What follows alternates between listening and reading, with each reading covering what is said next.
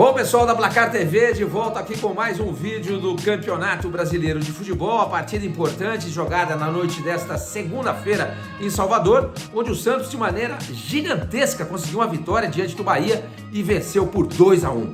Triunfo importante porque ajuda e muito na pontuação do Santos nesse Campeonato Brasileiro. Ele, Santos, que vem brigando desesperadamente para não ser rebaixado na competição. Mas antes de falarmos exatamente sobre o jogo, essa vitória grandiosa do Santos, eu queria pedir para vocês se inscreverem aqui no canal.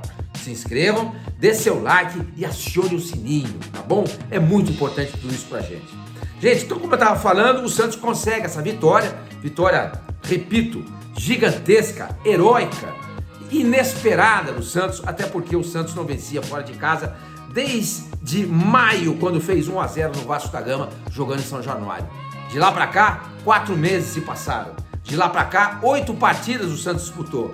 E de lá pra cá conseguiu apenas um empate em 0-0 com o Coritiba. E nas demais 7 partidas, o Santos foi impiedosamente derrotado, sendo inclusive goleado pelo São Paulo por 4-1 e também pelo Fortaleza por 4-0. Foram 18 gols sofridos e apenas um gol marcado, esse gol aí, dessa derrota de 4-1 para o São Paulo. Então o Santos era um time que não vinha inspirando confiança em ninguém e não passava o menor temor aos adversários. Todo mundo que jogava contra o Santos, especialmente em casa, já computava os 3 pontos. Mas não foi o que aconteceu na noite desta segunda-feira. O Santos foi um time completamente mudado, porque o novo treinador assumiu. Diego Aguirre, que vinha dirigindo o Santos e que em 5 jogos conseguiu apenas uma vitória e 4 derrotas, ele foi demitido. Marcelo Fernandes, da comissão técnica do Santos efetiva, assumiu a condição de treinador, treinou o Santos na sexta. No sábado, o Santos viajou no domingo para Salvador e na noite da segunda-feira consegue esse importante resultado diante do Bahia. O que fez de tão importante assim o Marcelo Fernandes? Colocou uma zaga com 3 zagueiros, só que não eram 3 backs. Um desses 3 zagueiros, o Dodô, eu confesso, estava temeroso por isso, que o Dodô não é tão alto, tem 1,77 m de altura e é um jogador que não tem tanta combatividade assim na bola rasteira, tanto é que o seu lado, o lado esquerdo, é o lado onde os adversários se criam. Mas ele se adaptou muitíssimo bem ao setor, à zaga, a essa formação de 3 zagueiros e ao lado do Joaquim pela direita e o Basso centralizado, eles 3 deram segurança ao goleiro João Paulo.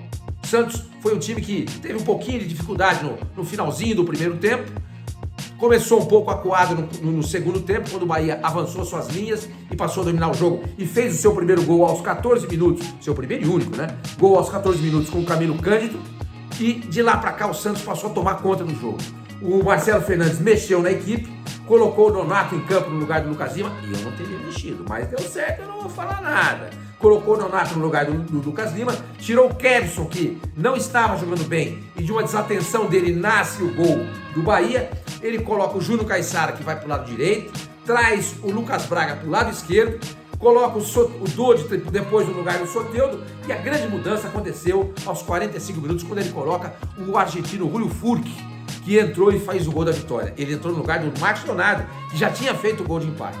Quanto ao Bahia que vinha empolgando seus torcedores, quase 40 mil pessoas na Fonte Nova foram apoiar o Bahia nessa partida importante contra o Santos, porque o Bahia estava precisando muito desses 3 pontos para começar a desgarrar da zona de rebaixamento. Ele estava indo com aquela vitória parcial de 1-0 a 28 pontos, deixando 7 pontos de vantagem para ele, Bahia, em relação ao Santos, que era o primeiro da zona do rebaixamento, mas tomou a virada. Bahia agora se complica na competição, tem 25 pontos, um pontinho a mais que o Santos, que é o primeiro da zona do rebaixamento. Então o Santos tem 24, o Bahia tem 25. E é bom tomar cuidado.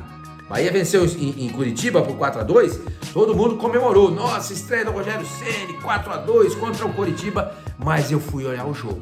O goleiro do Curitiba falhou vergonhosamente nos 4 gols do Bahia. Nos 4. Então o jogo não foi assim um jogo tão sugestivo do ponto de vista de bola do Bahia como o placar sugeria.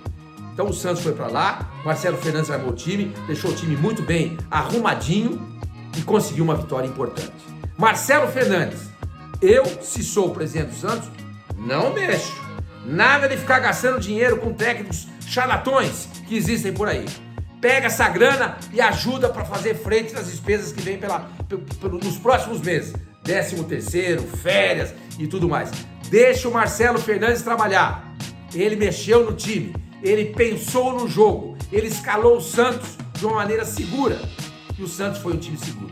Conquistou 3 pontos importantíssimos e repito, que o Santos pode deixar o Marcelo Fernandes. E mais, próximo jogo contra o Vasco na Vila Belmiro, uma Vila Belmiro repleta de torcedores, com certeza, e o Santos poderá, quem sabe, fazer uma nova vitória. Agora precisa saber se esse jogo não vai estar sem público, hein? Depois eu dou uma pesquisada e a gente vai falar sobre isso. Aliás, eu queria convidar vocês para o seguinte: nesta terça-feira, às 11h30 da manhã, Opinião Placar.